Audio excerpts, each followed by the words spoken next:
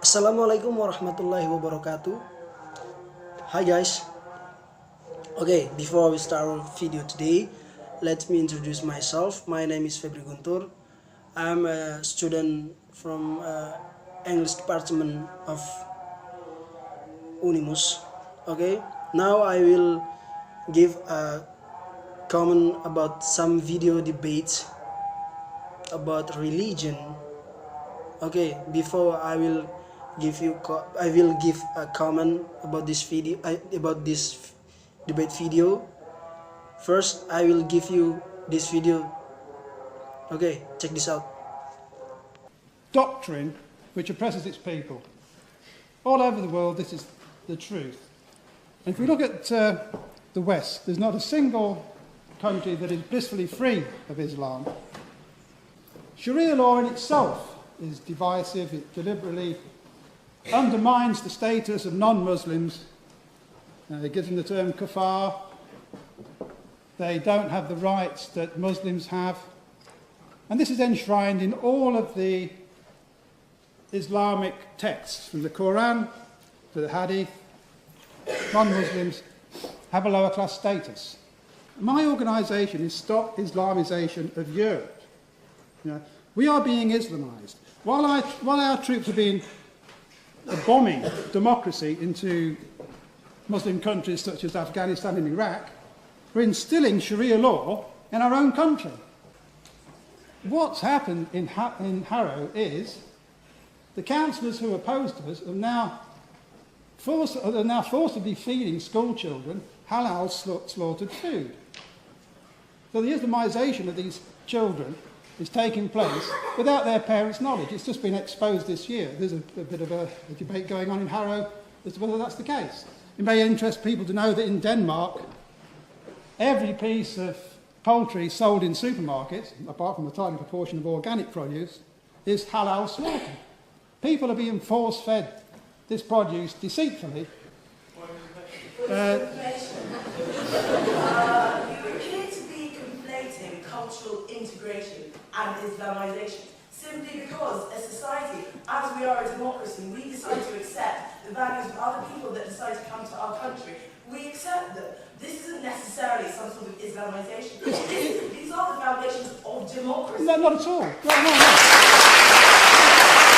My organisation would not exist if the British media and the Western media did their jobs and reported things impartially, instead of going time after time after Israel for what's happening in the Gaza Strip, misreporting things like that, like the supposed killing of Mohammed Al-Jura, the 12-year-old boy, against a wall, sheltering behind his father.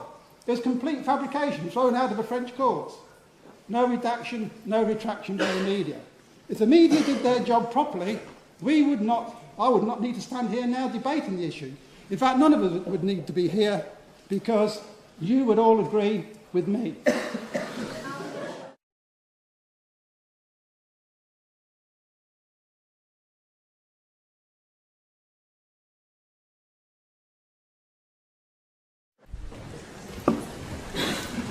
Hello, greetings. I'm your friendly neighbourhood Islamist. I was a bit late coming from London today, but the queue of infidels to behead was rather longer than usual. Now, I guess getting to more salient points, we've heard this very interesting discussion. I think you can break it down to this. The people that came after me who were opposing the proposition, they were viewed as, or there's an allegation, these are not true Muslims, or they represent some fringe element of Islam. Well, I'm going to be a little controversial, and if anyone has seen me on video and so on, not Crime Watch, but the debates I've debated secularism, atheism, I have a penchant for political philosophy, and I am a convert to Islam from Portuguese descent. Now, essentially this, I believe in the Sharia. I believe in Orthodox Islam for 1,400 years. I believe in all the elements that that is unpopular that you've seen. But I'd like to explain that there is a big misunderstanding, and I'm going to be very antisocial, but I am an Islamist after all.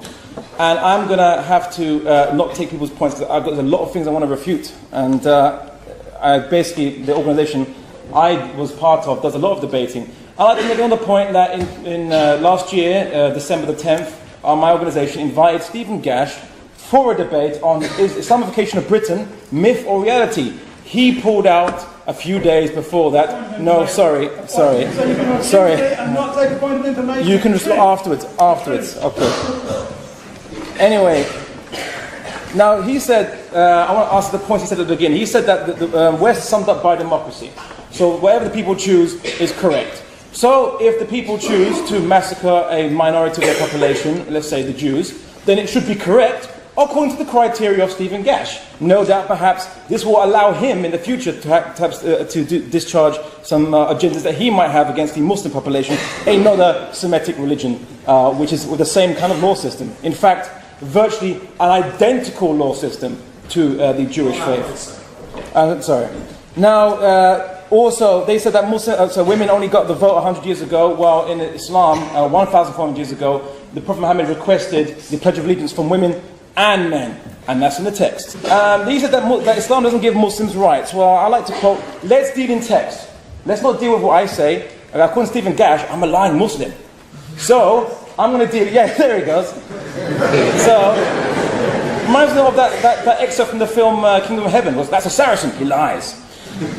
Anyway, the Prophet Muhammad said, in the book of Hadiths, he said that whoever oppresses a person who is under covenant, a non-Muslim, in living in Islamic state, or oppresses him, or imposes on him something more than he can afford, or humiliates him, or takes anything from him without his consent, I will oppose him on the day of judgment.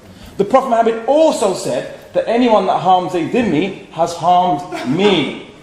Yeah? And the word dhimmi means a person under contract. It is no different to the Rousseauian citizen contract, whereby the state is under contract with a citizen to provide minimum protection.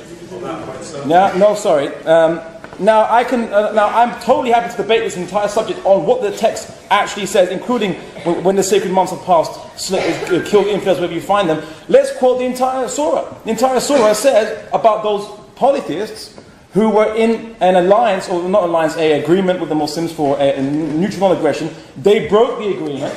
So what did the Quran reveal? It said, when one of the months are over, or this agreement, when it's over, then attack these people. But the Prophet Muhammad also said that you don't attack the women, the children, and the man who's tilling the lawn. This is a text. I'm sorry, my friend. We live in a free state where you can express. Do not impinge upon my freedom to express myself.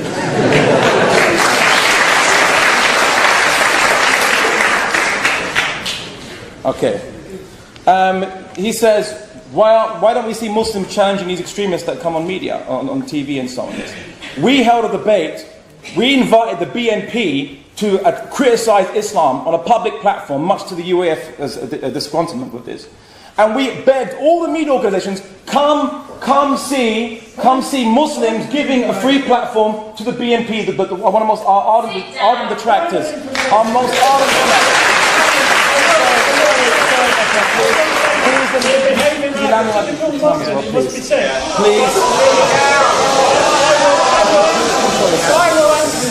Please control it. Okay, I'm talking about the BNP. I'm talking about the BNP. Yes, I'm talking about the BNP.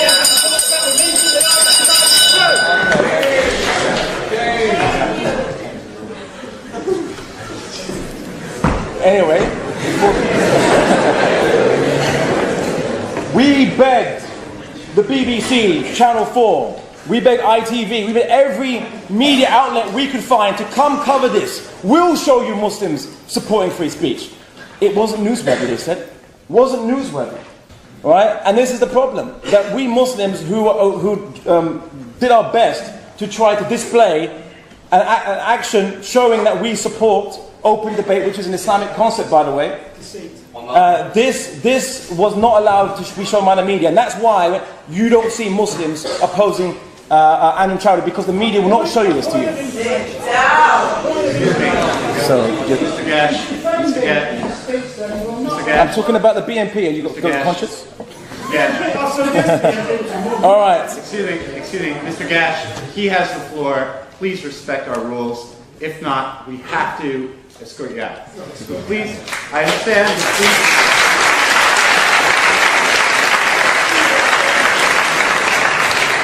everyone has gotten 10 minutes to speak. It is now Mr. Al-Andalusi's chance to speak. He has 10 minutes to speak. Please respect that. I understand how you feel, but again, we run by rules. This is a debating society. Please adhere to the rules. Thank you. Okay. Anyway. In Spanish, he's a racist. Get him out. Threat to the West.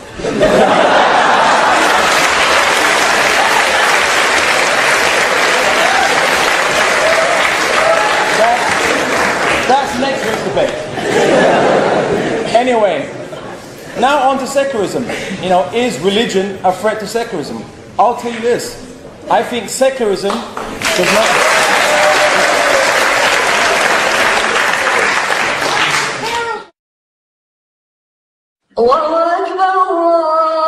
Guys, after we watch this video, now I will give some comment about this video. Okay, the first I will give comment. The first speaker is use some data for making a wrong opinion. For example, she said Islam is disagree with democracy, and he use Sharia for making an argument for make believe the audience to believe Islam is rejected democracy, but I think it's wrong because they didn't understand about the Sharia. Okay, the second is a logical fallacy. The first speaker, she said in Europe now is happen Islamization just because the student eat the halal food in supermarket. And the third is he interrupt his opponent thought, not his opportunity to speak up. For example, you can see this video. The first speaker is opponent. The second speaker, meanwhile, is not the opportunity for speak. I think it's not ethics for rule of debate. I think there's not ethics for this for rule of debate. Okay, I think that's all. Thank you for your participation. Assalamualaikum warahmatullahi wabarakatuh.